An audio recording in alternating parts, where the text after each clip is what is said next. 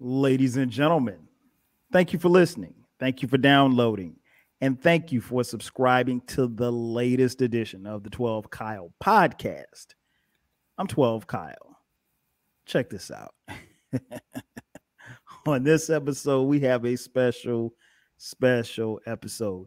Um, this week's guest is no stranger to the podcast.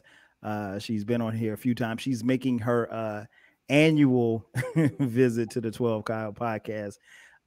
We will be talking to my better half, my lovely wife of, at the time of this recording, 21 years, almost about to be 22 years, Sherice. Sherice, what's up? Hey, what's going on with you? Why are you trying to sound professional? Just talk. I am talking. Like, hey, what's going on with you?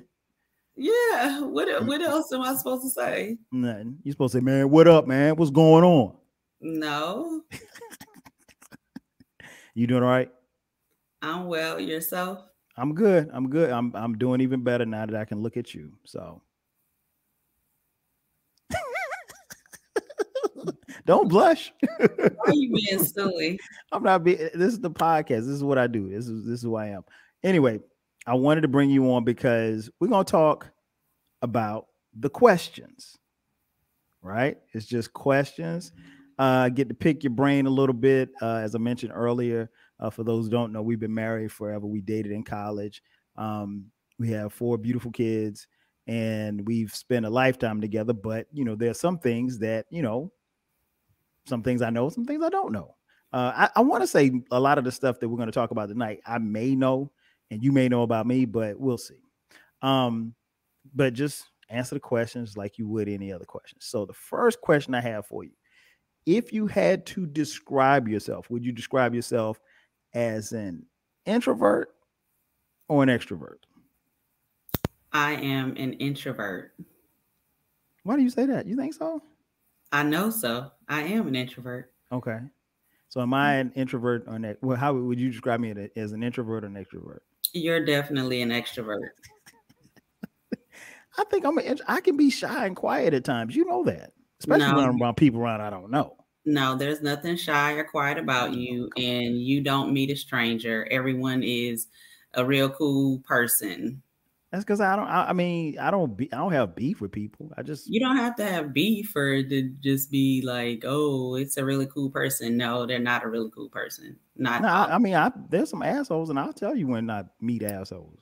Yeah, but usually you don't meet assholes. Everyone is a real cool cat, or that kind of thing. So okay. But why do you think I'm not an extrovert? An introvert, excuse me. I don't think you're an introvert because I think like your personality is very bubbly and very warm. So like I don't see you like that. Now, granted, I get a chance to see a side of you that most people don't see, but like no, I don't. When I thought about it, I was like, no, I can see how maybe sometimes in certain settings maybe you could be an introvert, but I don't. You're too outgoing for that, and you're especially outgoing when you're talking to people. And you're around people, familiar and family members and friends and stuff like that. Okay. You don't agree? No. Because even with family and friends, sometimes I don't want it. So I just want to be to myself. So, yeah. Okay. But I understand why you think that. A lot of people think that about me. But I'm on when I'm on. And then when I'm not, I'm off. So. Okay. As a little kid, how would you describe yourself as a little kid? I was basically an only child, so describe myself. You were an only child until you were about 10. Until I was 10. So I was alone most of the time, so very vivid imagination. I played a lot by myself, so I made the most of that. Okay. Me as a little kid, I don't know. I was happy-go-lucky. I was kind of quiet at times, but I wasn't the life of the party, anything like that. I was the kid that kind of blended in, I guess. But I had a lot of fun. Ran, obviously with my cousins and my brother, my little brother. Um, so I had that, family, that built-in family atmosphere, probably from day one, really. But no, I think I was a cool little kid from what I remember. I had a great childhood, so I can't complain about. Um, Now let's go to high school. How were you in high school? Because you get a little older, friends, not so friends, boys come involved. I mean, how were you in high school? Um, I mean, I think I was a part of the Cool Kids Club in high Oh yeah, school. you were definitely part of the Cool Kids Club in high You school. know, I mean, everybody talked to me, even people I didn't necessarily want talking to me. I mean, not to say like I did have people who didn't particularly care for me, and I am one that either you like me or you don't, which is Mhm. fine. Yeah, but just a well mix of like diverse groups of people. So not just black friends, not just white friends or what have you. Um, the Is, clothes I is wore. that a, is that a shot at me? That is not a shot at you. However, you know, a little bit militant or what have you I'm at not times. I just didn't have a lot of white friends. I had like Well, one. I mean, and then I also dressed differently. I wore, um, clothes that traditionally, black kids didn't necessarily wear. So Like what? in the South back then, people weren't wearing black kids weren't wearing Vans. Oh yeah, I forgot you. Yeah.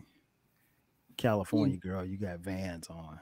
Yeah, I mean, like my style was just totally different, because we were really free Hmm. with our clothes and stuff. I mean, of course, I rock my Cortez and Oh what Lord. have you. No. uh, Me in high school, I think I was one of the cool kids. Kind of popular. Uh, Played football, played, really highly active. High school was a lot of fun for me. I just going through the changes of any other young man. But I had a great group of friends that I hung out with and still tight with it to this day. And I don't know. I don't really. It's I know that I'm a different person, now as opposed to high school. But I think that was like when whoever I was going to become, I think I started becoming who that was, or at least getting to know who I was going to become in high school. Um, okay. Again, we're talking about the questions. So the next question is, what was the best vacation that you've been on? Oh wow, best vacation. And it doesn't have to involve me. I mean, that's fine. Oh, ooh, that is tough. That is tough. Um, Essence Festival one year was really up there. Mm, Um, I've got never to been.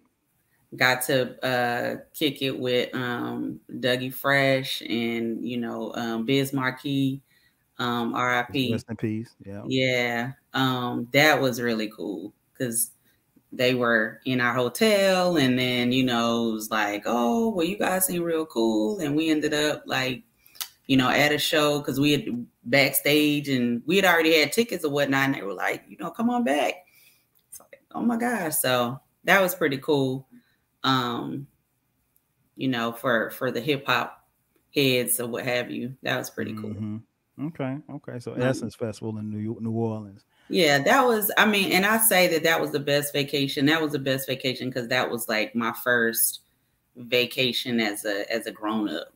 Hmm. Um, in my early 20s, that was my first little vacation um, on my own. So, Um, it's kind. When I think about my best vacation, it's probably like you said, like my first vacation. I can no, I take that back. It's not. I won't say that's the best. Um, Probably the best vacation I had was the vacation where we went to LA. And we took the kids to LA last year. That's probably the best vacation I've had.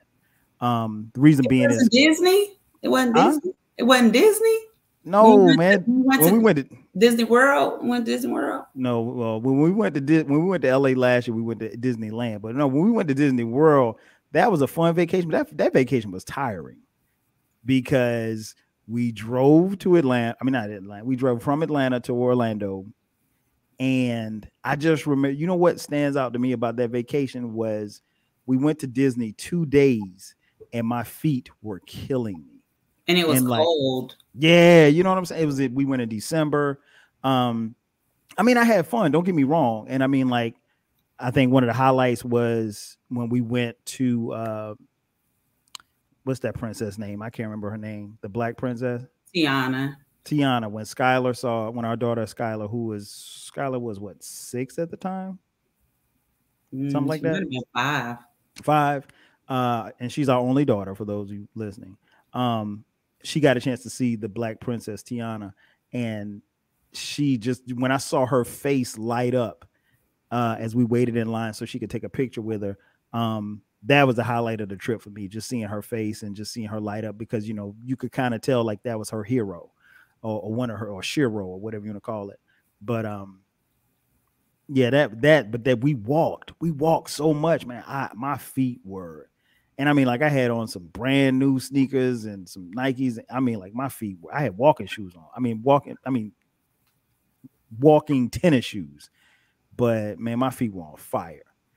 And so it was a great vacation, but no, I was tired. When we got back to Atlanta, I needed another vacation from that vacation. But no, yeah, the vacation in LA that's probably the dopest one, because we got a chance to, go back and see, where you grew up, and the kids got a chance to see your side of the family, and just kicking it. I mean, LA was a great place. We went to Laker game, ran into my boy Baylor out there. Shout out to Baylor, and just had a ball. So that was probably the best one. I mean, we've had a lot of great vacations, but that's probably the best one. Question: what was your first job? My first job was at Kentucky Fried Chicken. And what did you do at KFC? I was a cashier at KFC. Oh, you wasn't slinging no yard bird? No, I wasn't old enough to fry chicken. You had to be a certain age to fry chicken. Okay. But yeah, I think you might have had to be 17 maybe. Okay. But no, I was a cashier, so So how old were you when you got this job? 15 or 16, I believe. Okay. I think it was 15 or 16. Okay. I wasn't driving yet, so my grandfather picked me up. Our grandfather picked me up and dropped me off, and yeah, those were fun times working at old today's KFC. That's what we called it. Wow. My first job, and there's a podcast coming about that. My first job was at Video Warehouse. I was actually, what was I, 21? Something like that. Like, I was old. Like, were you 21? Yeah. Yeah. Mm-hmm. I think, yeah. I was at Video Warehouse. I just about to finish college, and I was assistant manager at a video store, which was their main rival was Blockbuster at the time. And again, there's a podcast coming probably in the next couple of weeks. I just wrapped up a couple of days ago, but yeah, that job was dope. Teases? Huh? You on here doing teases? It's not a tease. It's just letting people know. Like, I'm not going to go into a deep dive about my first job, because there's a podcast coming called First. I see. First Gig. The questions. Mm-hmm. Who was your first celebrity crush? My first celebrity crush was probably Ronnie DeVoe. Oh, Lord. Ronnie DeVoe? Nobody like Ronnie. You ain't like Ralph. No, nobody like Ralph. I Everybody mean, like Ralph. no, but that's the thing. Everybody like Ralph. Everybody like Ralph. Everybody love Bobby. Oh yeah, But I just he's the like greatest. Ron swag. Like and it wasn't even swag back then. I don't even know what you would Sharice. call it. When did Ronnie DeVoe have swag in '85? He he was cute. Okay, yeah, you can say that, but you don't say he had no swag. He had no swag in '85. He just had a Jerry curl. Okay. Oh If man, you that's say funny. so. I would not now. That's news to me. If somebody would have asked me who your first celebrity crush is, I wouldn't have said Ronnie DeVoe. Who would you have said? Johnny Gill. No, he wasn't first. Oh, excuse me. It wasn't first. Okay, so can you guess who my first celebrity crush was?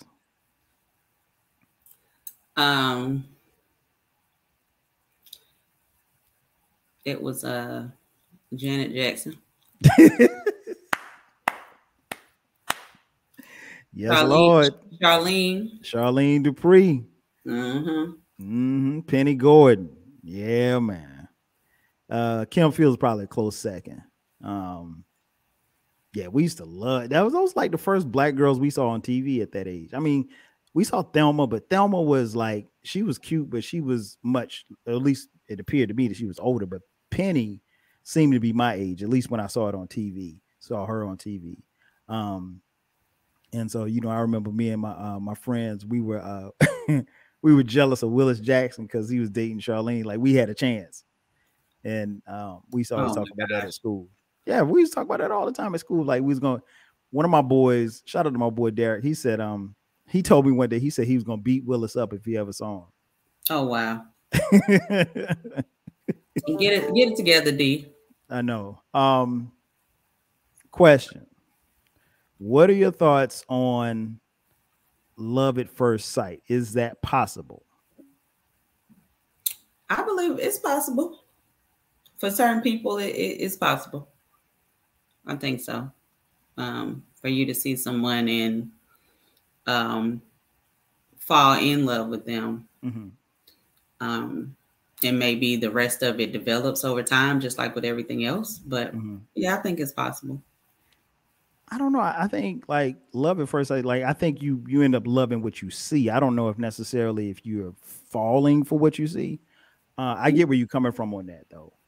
I don't know if I could just like, because even like, I mean like, well, celebrities are different because you hold them on a higher standard, but I don't know. I don't know if you can just fall in love at first sight. In love, like you could like what you see or really, really like what you see. That's interesting. That's an interesting piece there. Got another question. What does your dream romantic getaway look like? I'm taking notes. Definitely some blue water.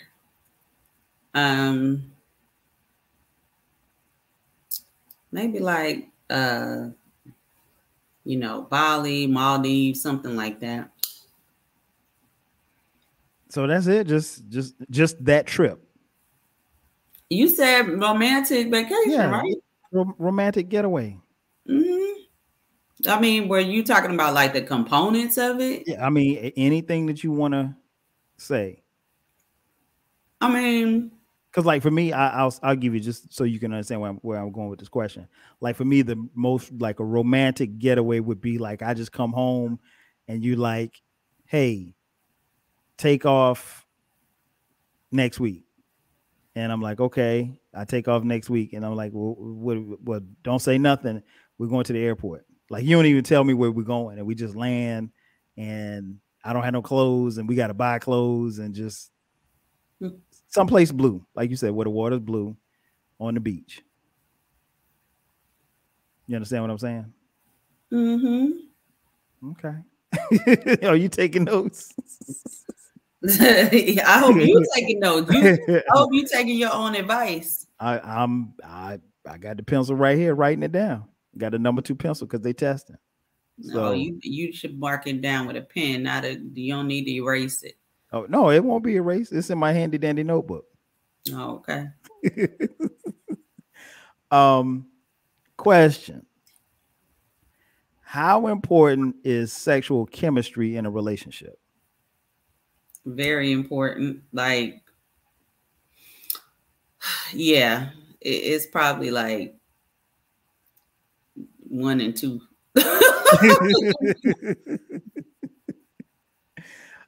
uh I agree. I mean, it's we've talked about this before, and I'll say it again, and I've said it on this podcast before. Like it ain't sex ain't the most important thing, but it's pretty damn important. Particularly if you're talking about having a long term relationship and you want to be with somebody long term. You don't want them. You want the compatibility to be there. Um, so I agree with you 1,000% on that. Um, question: how does your family celebrate holidays? Um, well, growing up, it was always a party. Mm-hmm. Even from, I just lots of memories of us flying in for Thanksgiving, our Christmas from California, even the summers for family reunions or the 4th of July. It was always a big time. Um, my uncles, up all night, with the pig, the hog on out over open fire or whatever. The smells of the different dishes from my aunts, my grandmother, um, lots of fellowship, people visiting, that you hadn't seen and since the last time. Mm-hmm. But we celebrated pretty big every time we got together. Lots of alcohol, of course. But just a merry time, just a good time. Even now, shoot, I mean, it's sad to say, but even celebration of life, Mm-hmm. homegoing service, in celebrating, a family member that's passed away, not a holiday necessarily, but celebrating the life of a loved one, or what have you. We're still, it's a party. It's a party. Mm-hmm. Okay. I agree. Same. That was one of the things, even when we were dating, that I think was very important to me. That I realized really quickly that your family believed in getting together for holidays and having a good time when they were together. Sometimes it ain't always easy being around family. Like my late Uncle Sonny used to always say, sometimes with family, you they make you happy twice. Happy to see them come, happy to see them go. But it's always a festive affair. We had much similar things.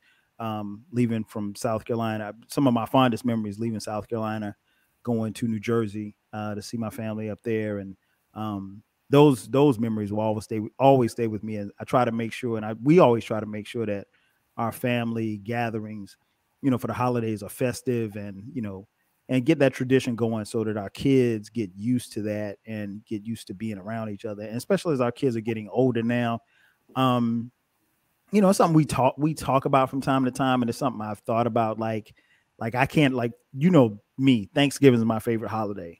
So like there may be a Thanksgiving, where one of our kids, or maybe a few of our kids, they're off with their families, having Thanksgiving somewhere. So that I ain't ready for that part, because I wanted all of us to be together at Thanksgiving. But um, it's always a good time. Question: speaking of kids, did you always plan to have kids, and if so, how many kids did you plan to have in your mind? As growing up as a child. Yeah, I mean, I always wanted to have children. I wanted to be a mom, and ironically, which is funny because we talked about it when we were dating and what have you, and you looked at me crazy like, ain't no way. And I was like, yeah, I want 4 children. Now, why 4 was the number? I have no earthly idea. Right. But 4 was the number. And I guess, looking back on it, being, an only child for, 10 years, my brother and I are 10 years apart. We basically grew up in different, times, right? I think I'm what's the Gen Z and Gen X or whatever. Don't ask me because we're, I don't know. We're in 2 different generations. My Right. brother and I are in 2 different generations or what have you. So I always wanted to have children, and that they could have, like friends, if you will, like buddies.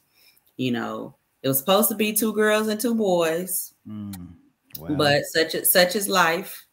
But then, when we were pregnant with our oldest, Dion, I was like, oh yeah, this is good. I like this. This is good. Right. I was fine. And I told everybody, oh yeah, this is great. Dion, he is the best. Right. And next thing I know, there's 4. So, well, it didn't happen like that. But that's your fault. No, it's not. In my mind, yes. In my mind, it's like it was boom, boom, boom. Slipped up, got pregnant. It was, yep. It's funny because like I knew for a fact I would always have a son. And like when I dreamed, it's kind of weird what I'm about to say, like, and I didn't really think about it subconsciously, but like growing up, I knew I'd be a father. And I knew, I'd be a husband, but I knew I'd be a father. Like father was always like right there, but then husband was like right beneath it shortly. Which is kind of weird to think, like, because that's not how I was raised to think. But, I remember when we found out we were pregnant with Dion, and, you went to the doctor or whatever, and you told me it was a boy. I was like, you damn right it's a boy, because I just knew he had to be a boy. And I just remember we had Dion, it was like our hearts were full, it's like, wow, we're parents. We for a while amongst our friends, we were the first ones to become parents. And and then Cameron came 3 years later, and I just remember I remember you saying like, my heart is so full, like I don't know if I could love, like this. But when that little hammerhead came, that little blockhead boy came, with his circle face, and he looked just like you. It was like we were like, okay, we're setting, and I was like, okay, man, this is like me and Damon, my younger brother. They're 3 years apart. Me and Damon are 3 years apart. And then a couple of years later, here comes Brandon, and Brandon's born the day after my birthday, and he looked just like me. And so we got these 3 little boys, and I thought we was done. And everybody, oh, y'all gonna try to have a girl? Y'all gonna try? No, we good. Next thing you know, boom, boom, boom, here comes Skylar. And that was a game changer. That was just different. She was just different. And it's just been, your bet came true. 4 kids. So we safe to say we're done. But yeah, that I didn't dream of 4, but I couldn't imagine not having these 4 because they have been everything. Question: what has been the proudest moment of your career?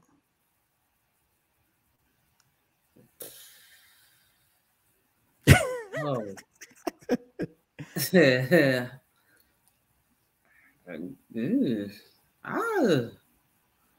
Proudest moment of my career. That's really tough.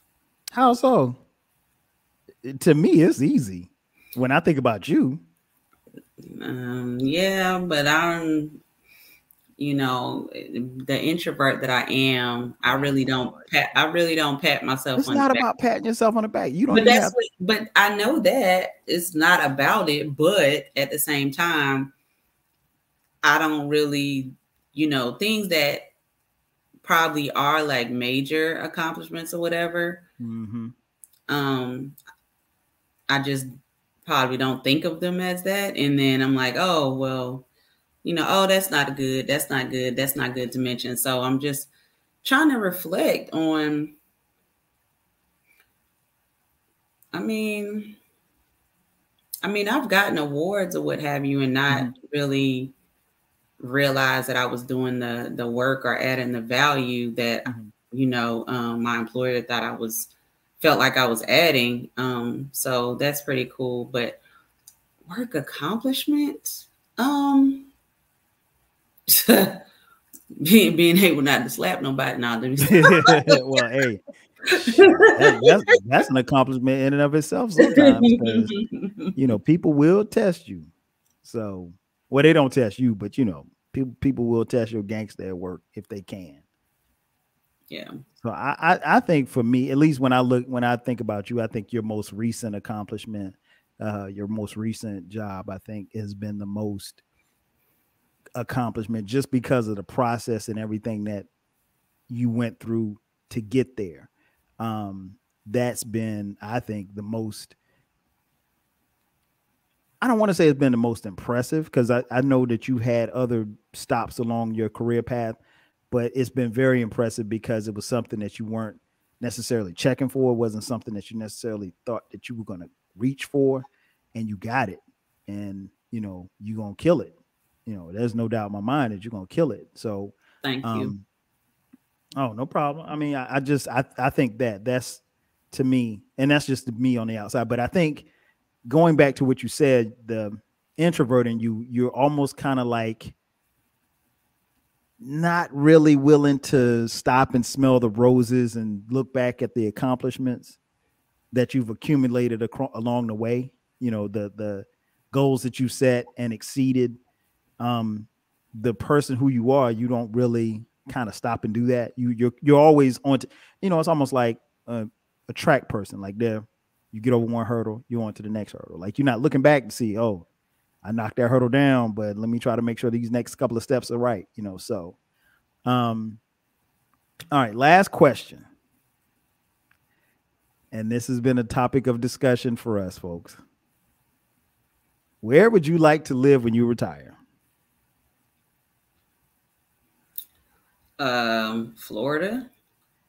What? Not Florence. I can tell you that right now. Ain't nobody living in no damn Florida now. They crazy down there. Mm-hmm. Where in Florida? I need some water. I need to be near some blue water. That'd be great. You've been around. You've been away from water your whole life, so you need to be around water then. When I retire, I would like to be around some water. Okay, so what part of Florida? I'm not sure what part. If the Gulf would be nice. Okay. Yeah. Yeah. Okay. If I have me a boat or something, be able to, have a few yacht parties, stuff like that. Okay. Okay. Yeah, me, not Florida. Florence, South Carolina. Not with me. That's where I want to retire, y'all. Florence, the hometown. That's where I grew up at. Give me a nice little crib right on Irby Street. Give me a nice porch, and I can sit out there, sip my lemonade, and watch the cars drive by. All by yourself. She's shaking her head, y'all. Mm-mm. All right, one last question. You said the other person was the last question. Okay, well, it's the last thing. If you won the lottery jackpot tomorrow, what would you do with the money? Oh, one of the first things I would do is, make sure my parents were straight. But let me back up. One of the first things I would do was get out of Dodge. Let's just say that. Get the hell on from here, pack it on up, and fly someplace with some nice blue water, and everybody that's left behind will receive some type of package with instructions. Right. But seriously, like, one thing that I really, really, really would love to do is set up an endowment at South Carolina State University. Hey. That would be like life changing, not only for me to be able to do that, but life changing for a young collegiate. That would be something, because that would be me giving back generationally to students at our alma mater. Yes, we are both proud alums of South Carolina State University. That's where we met. Um, I would do that as well. I definitely would establish an endowment at South Carolina State. I probably get a building named after me on campus. Um, See, but see. the first thing I'm gonna do is no, the first thing I'll do is, like you said, disappear. I'm going off the grid. There'll be no more podcasts, or if I podcast, it'll be from a remote location that you won't. I mean, and it'll be a couple of months before you hear from me. I'm definitely off of all social medias. Um, and then after that, What? You off of social media? I don't. I'm honestly, I'm not even on social media that much now. Not as much as I used to. Social media, I mean, it has its peaks and valleys for me. I even something like Twitter, where I get a lot of information from, but I don't tweet I don't tweet that much at all. I do more looking than anything else, and then after a while, it's like, all right. Same for Facebook. Same for Instagram. It's just, it's there. It's not, it was different for me because it was a tool to connect with people at one point in time, but now, it's so commercialized. So now it's like, you get it for what it's worth, and you don't have to. I don't deal with bots, and I don't argue with people about who's the greatest MC of all time or anything like that. It's just, it's a source of information. But I tweet when I tweet, and then I get off. I say what I got to say, and I get out the way. But the second, well, I would say probably the third thing I do, ball out of control. I'm balling. I'm balling all day. But yeah, thank you. Thank you. That's going to do it for us. Anything you like to say to the people before you leave, Sherice? Good night, people. Thank you for having me. Well, thank you again for coming on for your annual visit to the 12 Kyle podcast. Thank you guys for listening to the podcast. As you know, the podcast drops every Thursday at midnight. Be sure to subscribe from time to time. The podcast will drop on on Sundays at midnight. That's going to do it for me. So for me and the love of my life, Sherice, we say peace. Peace. Love you. Love you back. You better.